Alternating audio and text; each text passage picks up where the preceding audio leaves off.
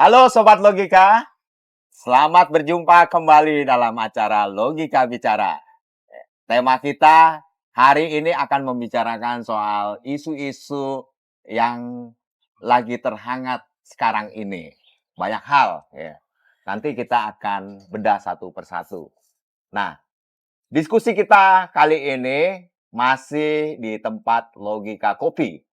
Kopi bukan sembarang kopi, bukan kopi Arabica, bukan kopi Robusta. Ini adalah ngopi, ngobrol politik Indonesia. Ya, kita ngopi dulu. Nah, ini. Ngomong-ngomong soal politik, ada dua sahabat saya di sini akan berbincang-bincang mengenai politik di Indonesia yang terjadi sekarang ini. Dari generasi old school sampai generasi milenial. Nah, ini udah lengkap semuanya. Di samping kanan saya ada Bung Eki. Generasi kolonial. Bung Eki nih generasi kolonial ya.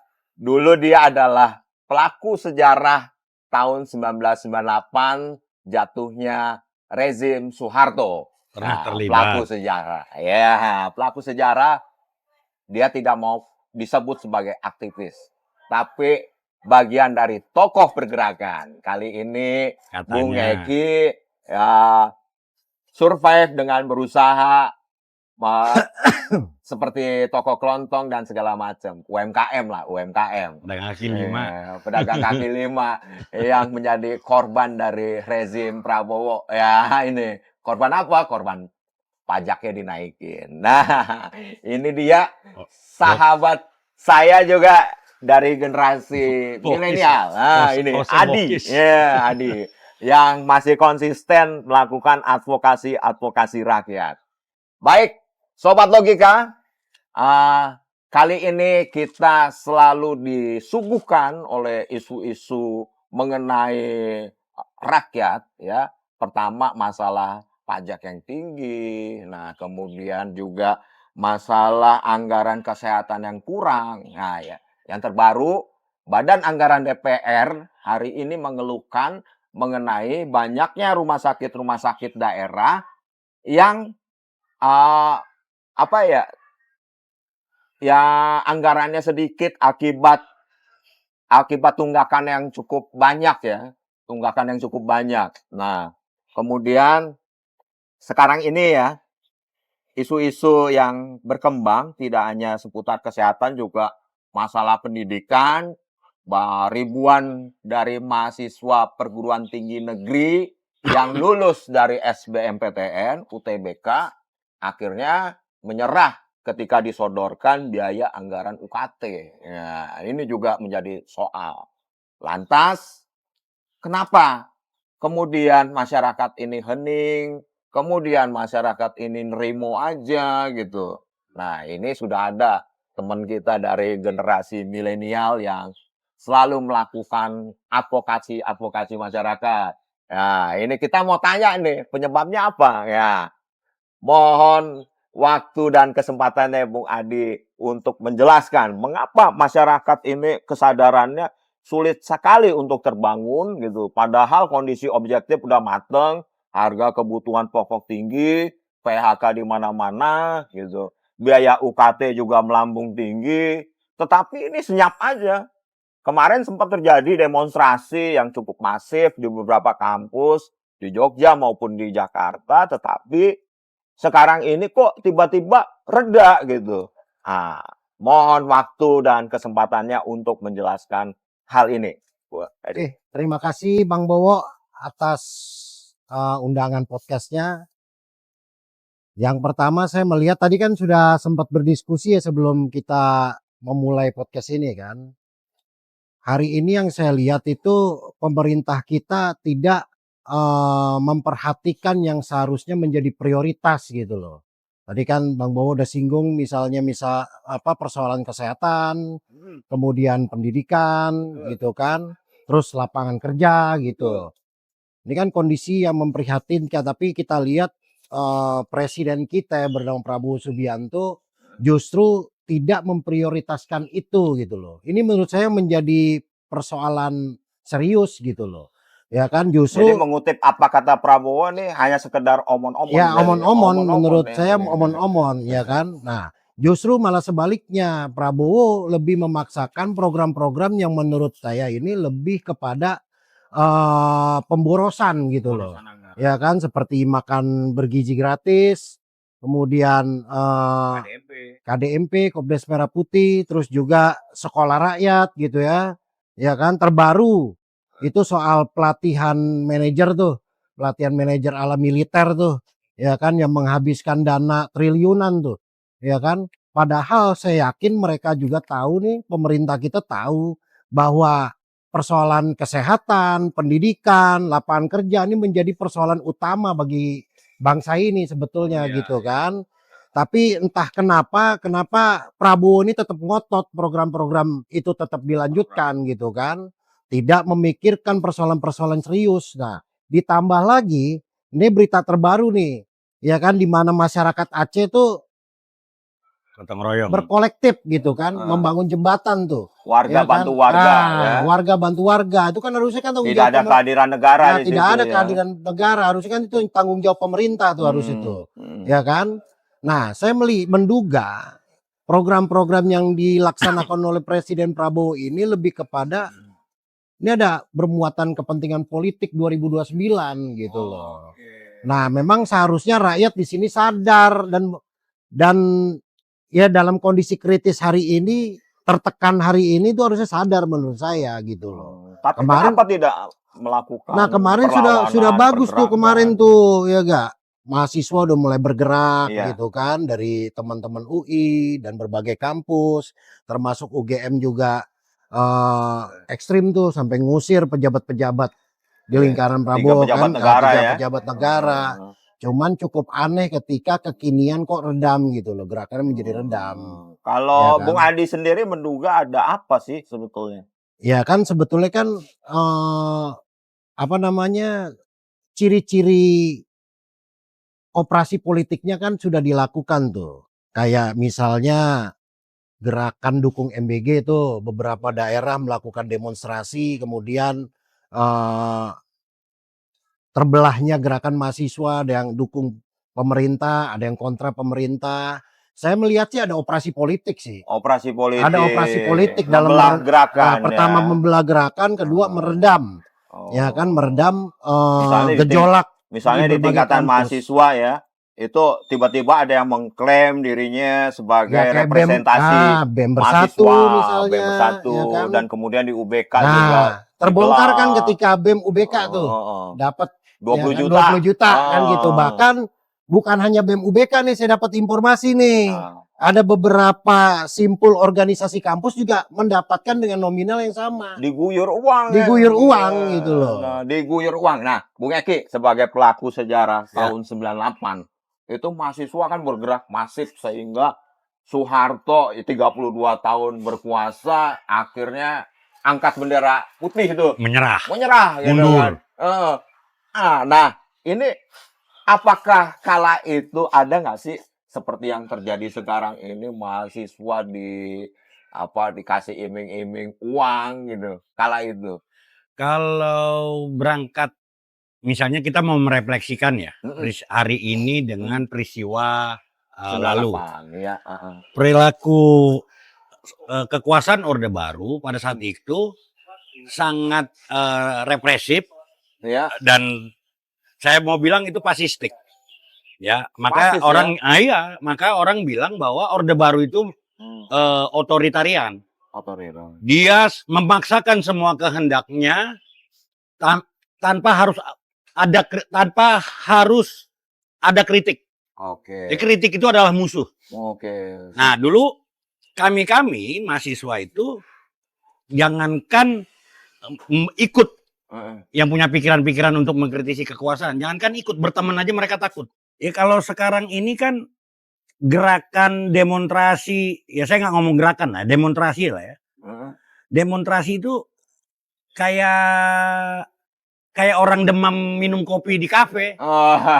Makanya kita bikin nih ngobrol politik. Ngopi. Ngobrol politik di logika Indonesia. kopi. Ya kan?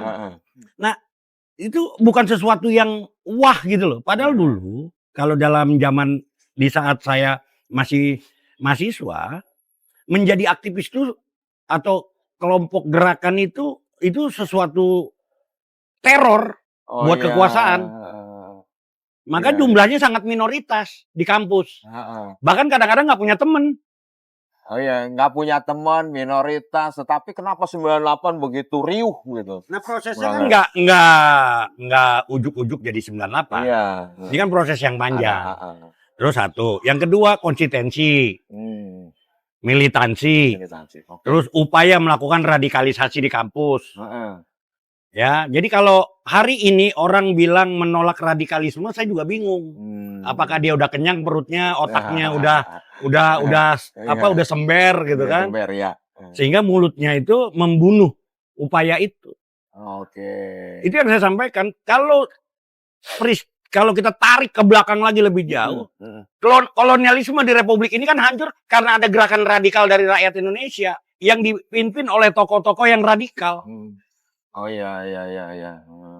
Makanya hari ini pikiran-pikiran seperti itu dianggap usang, aneh, bahkan kuno. Berarti sekarang ini mahasiswa tidak ada yang berpikiran radikal. Saya nggak berani bilang tidak ada, tapi Ada. bahwa cara geraknya itu kan ini, tapi ini dialektis ya. Saya berharap nanti ke depannya itu teman-teman muda nih, khususnya mahasiswa dan gerakan-gerakan sosial rakyat yang lain harus mulai berpikir bagaimana mendorong satu perubahan yang struktural, bukan sekedar ganti rejim.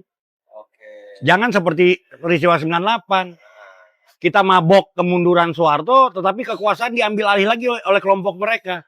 Terjebak pada euforia yang semu. Akhirnya terjebaklah pada euforia dan sindrom masyarakat terhadap gerakan. Oh, iya. Jadi Percuma lu demo-demo, ntar juga yang jadi dia lagi. iya. Karena nggak ada spirit pergerakan, aktivismenya yang dikedepankan. Makanya Bung Eki enggan disebut sebagai aktivis ya. Ya nggak menarik. Nggak menarik. Saya bukan pedagang aktivis. Iya. Iya kan? Apa yang mau ditarik dari situ? Orang yang saya mimpikan dulu adalah perubahan.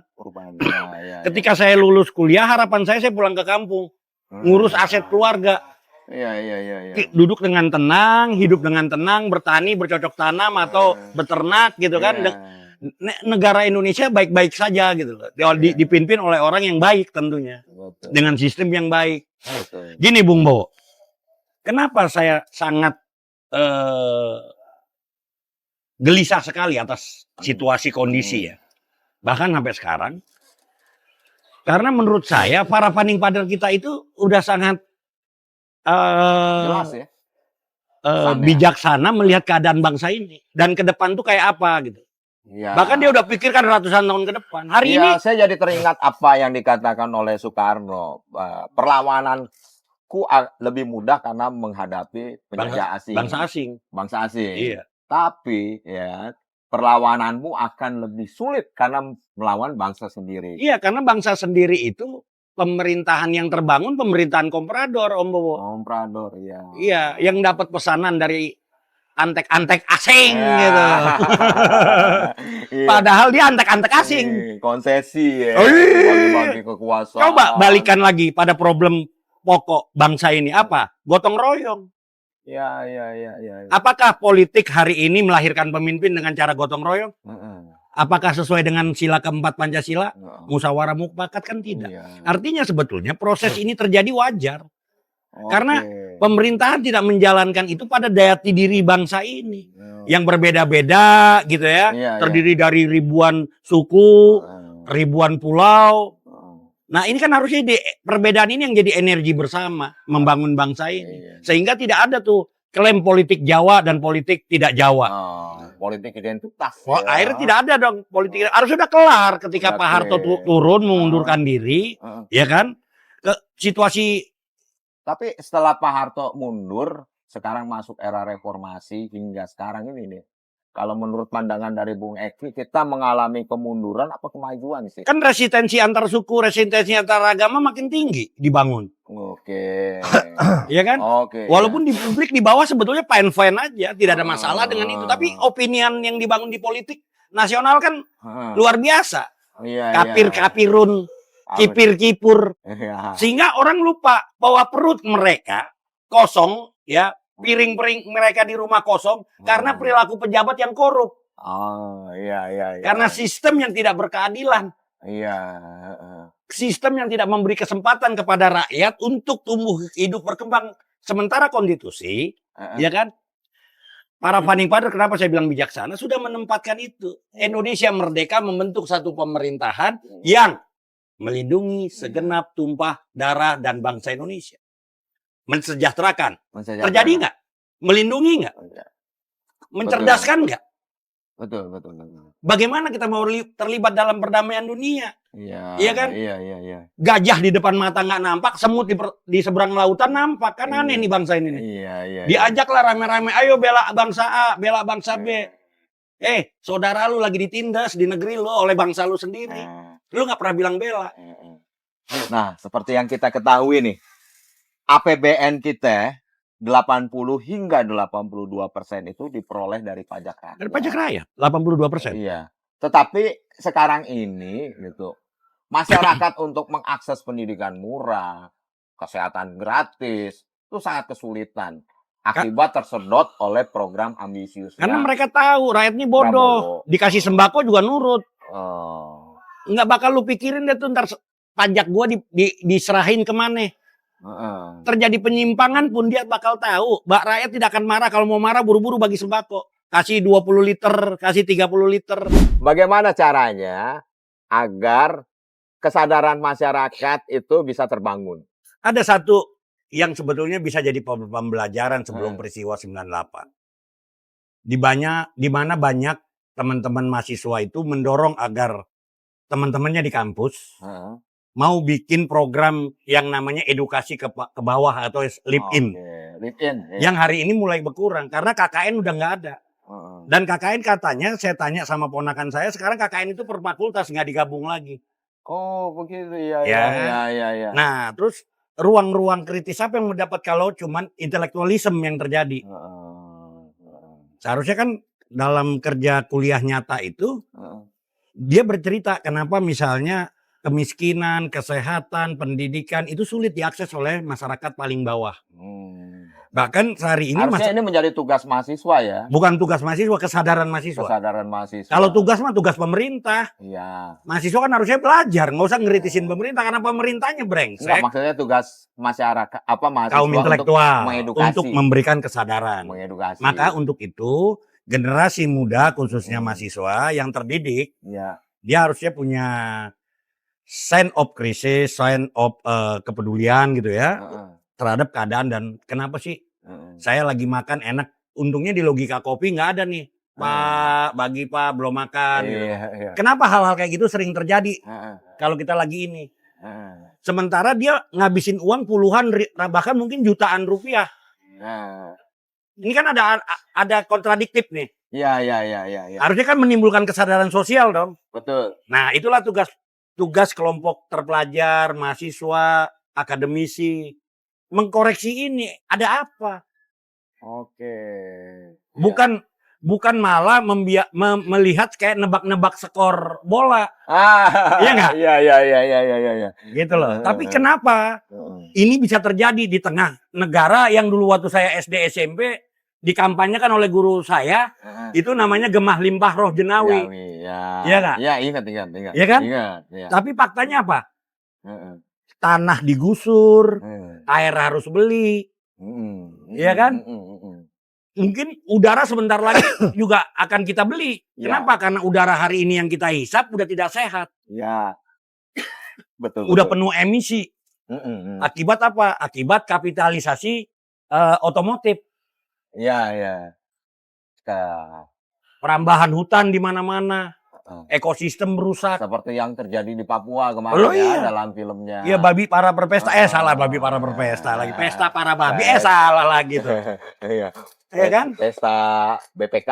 Iya kan? Babi enggak, itu kalau itu cerita adat. Oh iya. Jadi bagaimana cara mereka mempertahankan hutan itu? Mereka bikin pesta babi. Iya. Tapi yang terjadi di Republik ini, para babi sedang berpesta. Para babi sedang Iya, sementara rakyatnya hidup dalam Ngelongsor, kemiskinan. dalam kemiskinan, penderitaan, Betul. akses ekonomi jauh, akses Susah. politik jauh, akses Heeh. pendidikan jauh. Betul, betul. Nah, kembali nih saya coba menyitir apa yang diucapkan oleh Bung Adi. Heeh. Karena pemerintah ini tidak tahu. Kenapa Hmm. tidak tahu? Karena memang semangatnya bukan untuk rakyat. Tidak tahu apa pura-pura tidak tahu? Saya pikir tidak mau tahu. Tidak mau tahu, Tidak mau malahan tahu. ya, lebih ironik ya. Lebih ironik. Lebih parah. Ironik. Kenapa? Karena banyak orang yang latar belakangnya juga tidak mau tahu keadaan masyarakat bangsa. Yang dia pengen tahu bagaimana gua berkuasa. Heeh. Jadi presiden. Iya. Kalau nggak bisa jadi presiden, gue jadi staf presidennya. Heeh. Kalau nggak bisa jadi staf presidennya, gue jadi menterinya. Heeh. Habis itu, teman-teman yang tadinya berangkat dari realitas sosial, kritik, dan segala macam, ketika ada di lingkaran kekuasaan pun sama. Gitu loh, Bung. Terkooptasi Terkooptasi ya. oleh sistem ini. Heeh. Maka, kalau kita bilang lu kayak dendam sosial jadinya gitu loh. Padahal dulu orang-orang kayak gini yang kita kritik pada saat kita mahasiswa. Iya. Kok Dulu- perilaku lu jadi sama? Dulu kan kesepakatan kita adalah mengubah sistem. Oleh karena itu, merekomendasikan teman-teman masuk dalam lingkaran kekuasaan, Ya, agar bisa mengubah, ya kan. iya kan, mengubah dari dalam. Dan Kan gitu logikanya. faktanya sekarang tidak Faktanya terjadi. nggak mungkin rupanya. Tidak terjadi ya. Nggak mungkin. Karena kalau lu ngancurin buldosernya dari dalam, ya buldosernya ikut terpuruk. Iya. Buldosernya dari luar dong. Bangunannya hancur, dari atas puing-puing itulah kita tata bangunan baru. Iya. Sesuai maksud, rencana, dan tujuan bangsa ini didirikan. Oke, betul. Iya dong. Betul.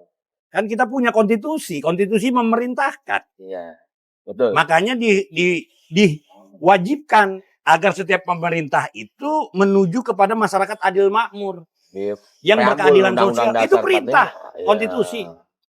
Heeh. Nah, perintah ini yang hari ini dilanggar dan rakyat diam saja. Kenapa rakyat diam saja? Karena pemerintahan, kekuasaan, ya, dengan oligarki tahu. Kuncinya ya. Kuncinya. Dia tahu, dia udah kasih aja bansos. kasih aja bansos. Iya nggak? Oke. KJP. Heeh. KIS. Kis.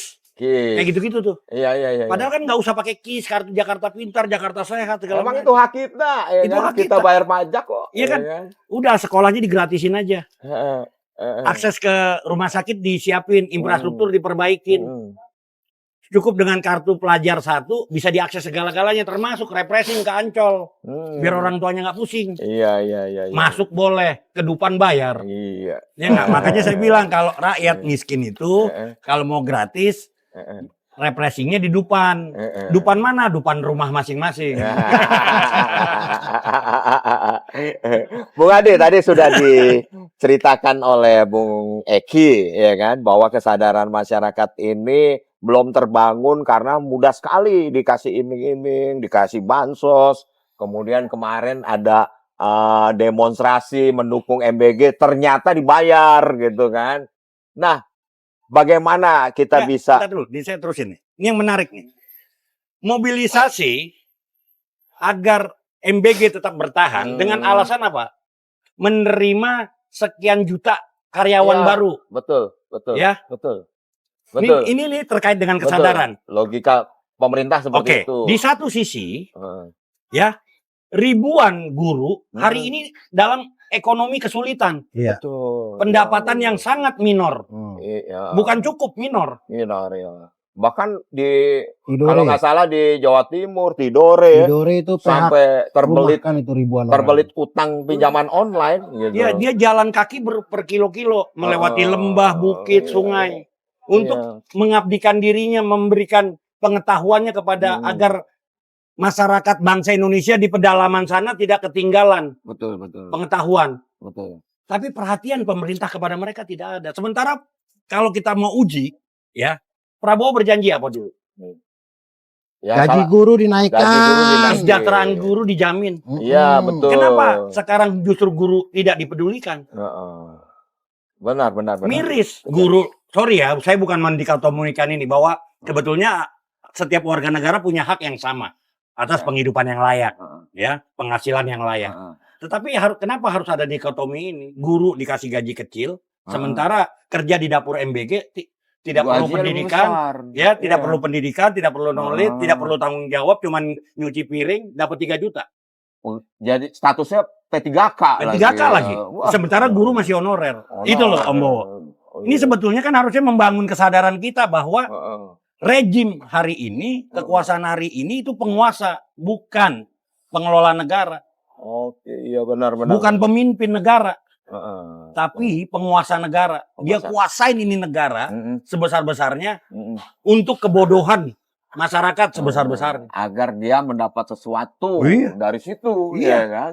Ya kan kalau kita mau kritisin sekarang bayangin, dia udah punya sekian juta tenaga kerja MBG. Iya, Kemarin yang dilatih sebagai manajer KDMP. KDMP berapa ribu orang? 30.000 Iya. lebih. Nanti belum karyawannya. Heeh. Kira-kira 2029 bisa nggak nih jadi mesin politik? Bisa dong. Oh. Makanya diadu dari sekarang. Arahnya sekarang begitu Iya, ya. makanya diadu dari sekarang bahwa MBG itu harus dipertahankan.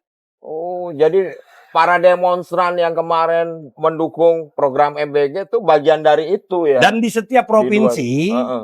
pengusaha-pengusaha MBG-nya kan nanti jadi donator. Oke, Iya. sponsor ya. Mas sponsor dong. Wih, iya. Wajar nggak saya curiga begitu? Wajar, sangat wajar ya, sangat masuk akal ini. Ya karena Nah. tadi politik masyarakat kita kan yang penting cheese man, cheese. Iya. nggak? Kalau menurut pandangan Bung Adi sendiri ya, sekarang ini kan banyak sekali ya demonstrasi yang menandingi gerakan mahasiswa gitu, mengkanter lah ya kan. Kemarin juga mahasiswa banyak yang meminta evaluasi total MBG, tiba-tiba esok harinya ada demonstrasi yang mendukung MBG gitu. Terus ujung-ujungnya para demonstran itu mengakui kalau mereka tuh dibayar gitu. Apakah iya dapat duit, ada yang dapat 100.000, dapat panci, dapat wajan segala macam. Apakah itu yang menjadi penyebab utama kenapa gerakan ini tidak begitu masif ya? Terus kedua, Bung Adi setuju nggak apa yang menjadi pendapatnya Bung Eki tadi ini? Bahwa ini dia langkah politik rezim untuk melanggengkan kekuasaan di 2029 gitu. Sehingga diciptakan program-program seperti KDMP dan MBG. Nah, silakan Bung Adi. Iya, setuju. Memang gambaran secara secara umumnya seperti apa yang disampaikan oleh Bang Eki. Iya, Gitu. iya. Tapi lebih daripada itu kalau misalkan MBG ini dibubarkan, memang banyak yang panik sebetulnya. Betul Ya ya. kan, satu sisi kan udah banyak yang nanam investasi nih. Ya kan, sementara modal belum balik. Ya kan, kalau misalkan MBG hari ini dibubarkan, ya itu juga menjadi dilema sebetulnya buat rejim hari ini. Kehilangan investasi Ya kan? politik Nah, ya. pertama kehilangan investasi politik, yang kedua juga investor-investor pemilik-pemilik yayasan dapur ini juga, Ya. ya kan, mereka juga merasa dirugikan gitu loh. Oke. Karena kan mereka udah nanam modal nih, Ah, gitu loh. Ada yang belum BEP ini. itu miliaran tuh modalnya, bahkan di Sukabumi aja tuh udah nanam investasi tuh 200 miliar lebih tuh belum dibayar oleh negara, Wah, gila. gitu loh. Sebenarnya sih ada dilematis sebetulnya. Ada yang 280 miliar, ada yang 15 Harusnya- miliar, Nah, kalau kayak ada yang gitu 30 logikanya. miliar. Kalau kayak gitu logikanya, harusnya teman-teman yang mendapatkan pekerjaan dari dapur mandiri jangan nyalahin yang mengkritik MBG. Nah, itu yang jadi Itu masalah. kritik pemerintah Iya. dong, karena Iya. ini soal tata kelola. Iya. Gitu. Sementara kan ini didesain seakan-akan yang ingin menghalangi mereka untuk mendapatkan penghasilan itu yang mengkritik MBG, bahkan yang minta MBG ditutup, di stop, diberhentikan, gitu. Iya. Iya. Bagaimana pemborosan anggaran? Heeh. Ya, sekarang kan pemerintah coba cawe-cawe ini Heeh. bahwa tahun depan akan dikurangin menjadi sekian 100 triliun. Bukan soal itu, Bukan itu. Iya. gitu loh. Sehingga ada nih yang tadi Bung Adi bilang, Heeh. kerugian material yang dialami oleh pelaku SPPG, Investor ya. investor. Nah, itu satu. Yang kedua juga ini kan partai politik juga punya dapur nih kan. Oke. Iya nggak? Muhammadiyah punya dapur, kayak ormas-ormas agama nih seperti NU. Muhammadiyah, NU. Iya. Kalau ini dibubarin, Heeh. ya kan? Dukungan politik berkurang. Ladang duit mereka juga hilang gitu loh. Oh, Ya kan? oke. Makanya salah satu faktor kenapa mereka ngotot MBG ini dilanjutkan itu salah satunya. Ya kan, dan bisa tadi dukungan politik juga jadi berkurang, bahkan bisa hilang. Bisa Berarti kacau juga negara ini. Kalau berarti saya sebagaimana lihatnya, yang gitu. dikatakan oleh Bung Eki itu benar adanya ya, Benar bahwa adanya. program KDMP dan MBG ini Itu analisa saya ya. Iya. Analisa saya ya. Iya. Tapi sangat masuk di akal kalau program MBG dan KDMP ini adalah strategi politiknya rezim untuk melanggengkan kekuasaan. Kalau Bung Bowo jadi penguasa, kira-kira apa yang Bung Bowo mau lakukan? Ya, Mempertahankan kekuasaan. mempertahankan kekuasaan. Caranya, nah ini kita berdebat soal cara. Ah, Nah ini yang manipulatif atau terbuka, iya. logik atau tidak logik, gitu loh. Betul. Kayak kemarin contoh ya. Betul. Kita kan aksi tuh di depan Balai Kota Depok tuh. Ah, Ya kan, dengan tema samalah seperti teman-teman mahasiswa kemarin. Kita desak pembubaran MBG. 2 hari kemudian muncullah aksi dukungan untuk MBG. oh. Coba iseng. Gua tanya, Bang. Gua telepon lah Intel Polres Depok. Gua tanya, "Bang, ini siapa yang biayain, Bang?" Dia bilang secara terang-terangan sama gua, Oh. Gerindra katanya yang biayain. Waduh.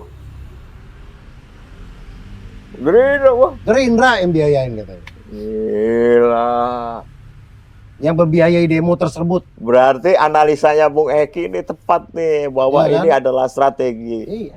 Ya saya kan rezim, ya. coba ngurut-ngurut kacang lah kemana nih. Enggak, ujungnya. kalau kesaksiannya Bung Adi seperti Nah, itu. ini sebagai pelaku ya, Heeh. yang melakukan Iya. penolakan terhadap MBG, Heeh. gitu loh. Saya cuma membaca media, Heeh. menganalisa Heeh. dari berita-berita Tapi orang. Bung Eki ya, kalau kita melihat dari postur APBN kita sekarang ini, defisit di bulan Maret itu kan, wah itu terbesar sepanjang sejarah tuh. Ya. Sampai 240 triliun gitu per Maret 2026. Nah, kemudian kan ini lubangnya lubangnya semakin dalam nih. Defisit APBN kita nih semakin dalam gitu. Lantas banyak investor juga yang hengkang dari Indonesia. Alasannya karena Indonesia tidak punya kepastian hukum. Kepastian hukum, Oh ya, regulasi selalu berubah-ubah. Nah, dana liar banyak. iya, kemarin aja itu ada 2 raksasa otomotif yang Hengkang. berinvestasi di Indonesia cukup lama, akhirnya hengkang. Ya. Ya, Hyundai sama Hyundai dan- Suzuki. Gitu. Iya. Nah, Hyundai Suzuki ya. Hyundai Suzuki. Nah, itu dia alihkan investasi di Vietnam. Vietnam. Lantas PHK semakin bertambah kan, gitu. Ini akan menimbulkan gejolak sosial nih. Ini. Pasti. Yang di mana-mana ya kan Pasti. empiriknya seperti itu ya. Tahun 98 kan Bung Eki sebagai pelaku sejarah kan, kenapa masyarakat kemudian amok marah gitu. Karena pekerjaan sulit, moneternya juga nggak stabil, utang pemerintah semakin meningkat, dolar semakin menguat ya kan, dolar semakin menguat. Kala itu sampai di 16.000. kisaran 16.000, 18.000 ya. Ya.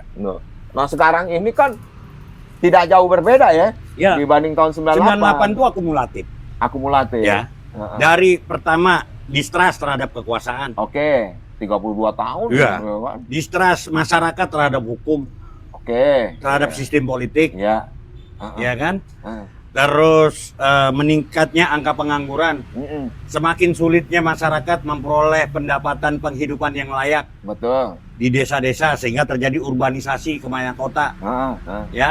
Dengan harapan ke kota dia dapatkan pekerjaan dan bisa hidup layak. Ternyata tidak. Ya, ilusi ternyata. Nah, ternyata ilusi. Makanya ada dulu istilah ibu ibu kota lebih kejam daripada ibu tiri. Iya. Karena ingat dia betul. habis jual sawah Ingat untuk betul. mengubah kehidupannya di Oh. kota dia rupanya tinggalnya di gubuk derita. Iya. Makanya ada lagu dangdutnya kan, gubuk Iya. derita. Itu fenomena sosial yang ditampilkan oleh para seniman-seniman Indonesia. Mm-mm. Iya. Nah, Sampai hari ini Elva terjadi Mas juga pernah tuh menciptakan lagu Part 2 sudahlah, sebetulnya iya, menyindir pada Soeharto. dulu zaman Pak Harto. Iya. Tapi kan datang Iya. lagi nih Pak Tua baru. Iya, Pak Ya Tua enggak? baru. Yang harusnya dia gendong cucu, ya kan? Emang punya Tapi cucu? merasa kuat. Emang punya cucu, Pak Tua baru. Ya, cucu mantu apa cucu ipar, cucu Iya. Iya, gitu loh. Nah, ke situasi kondisi hari ini Heeh, hanya mungkin terjadi menurut pandangan saya berdasarkan analisa saya. heeh. Ini memang tabrakan karena mereka juga tahu bagaimana meredam gejolak politik dan sosial ke depan. Anak-anak mudanya harus narik diri deh dari cerita Kakanda. Karena Kakandanya lu udah mapan. Iya. Lu belum mapan. Lu belum, masa depan lu belum terjamin. Ya kalau Kakanda lu masih hidup ketika lulus kuliah. Kalau kagak. Betul. Dan dari jutaan mahasiswa itu mungkin cuma 10-20 orang yang punya kesempatan. Masa lu mau hancurkan teman-teman lu yang jutaan orang yang tadi? Benar. Nah, ini yang harus dipikirkan oleh generasi muda sekarang. Nah, yang membedakan menurut pandangan saya, kritik saya terhadap situasi hari ini, sedikit sekali orang yang datangnya dari hati. Iya, Memperbaiki bangsa ini datang dari hati, bukan dari nafsu. Hari ini, ya, digerakkan oleh nafsu. Kepedulian ya. Ini kepedulian. Kepedulian. Yang tidak berorientasi semata-mata pada kekuasaan. Tapi kekuasaan harus berubah, iya. Tapi bukan berarti lu harus berkuasa. Tapi lu mendorong terjadinya satu perubahan sistem politik, sistem ekonomi, sistem sosial, sistem hukum di negeri ini. Agar kembali kepada jati diri bangsa kita. Yang dimana munculnya satu pemerintahan yang melindungi, mensejahterakan, mencerdaskan. Sehingga kita bisa menjadi contoh bagi dunia. Dengan terlibat dalam perdamaian dunia tadi. Sederhana kan, bangsa ini udah menyiapkan. Iya. Maka konstruksi, ya, konstruksi bangsa kita sudah dibangun dengan azas. Baca preambul keempat. Berketuhanan, berkemanusiaan, persatuan, musyawarah mufakat, keadilan sosial. Kan Udah jelas. Udah jelas. Iya, Tinggal persoalannya siapa yang mau mengamini ini sehingga membumi. Sekarang berketuhanan maknanya sudah berubah. Iya. Ya, Berkekuasaan dan ya. berkeuangan yang maha esa. Berkeuangan ya itu. Gila. Udah berubah ini udah adik-adik mau jabatan, adik-adik mau uang, ikut Kakanda. Mencederai konstitusi kita ini sebetulnya. Nah, baik Sobat Logika, tadi kita sudah membahas banyak isu. Pertama, kita sudah menjelaskan dari Bung Eki maupun Bung Adi penyebab dari masyarakat kesadaran politiknya masih kurang. Nah, ini bukan masih kurang, dijaga agar kurang. Ya, dijaga agar kurang. Tadi sudah dijelaskan oleh Bung Eki maupun Bung Adi. Dan yang bisa saya simpulkan dari pembicaraan kita hari ini adalah sekarang kita menuntut komitmen dari Pak Prabowo. Ya, nggak mungkin. Anda sudah menjadi presiden. Ya. Lu mimpi gunung terbalik kalau lu menuntut komitmen Prabowo. Gue udah yakinin itu. Ya, itu dari, yang harus ada itu adalah perubahan struktural. Perubahan struktural. Jadi Pak Prabowo, ya kan, sudahlah. Jangan lagi punya ambisi untuk melanjutkan. Kalau ingin bangsa ini benar. Kekuasaan Anda kalau bangsa ini ingin benar. Nah, itu ya kita sudah kita sudah menyimak apa yang dijelaskan dari Bung Eki. Program ambisius Anda sudah kebaca, bahwa Anda itu hanya ingin melanggengkan kekuasaan dari program MBG dengan program KDMP. Untuk itu, jangan pernah mengecilkan rakyat. Satu waktu rakyat akan marah. Ya, tinggal menunggu waktu kemarahan rakyat itu tiba. Akhir kata, Sobat Logika, saya Bowo tidak pakai pra. Ya, undur diri dan kita akan kembali lagi dalam isu-isu yang tentu sangat hangat dan sangat menarik untuk dibicarakan demi kemajuan bangsa ini ke depan. Nah, Assalamualaikum warahmatullahi wabarakatuh. Salam sehat selalu. Merdeka! Merdeka.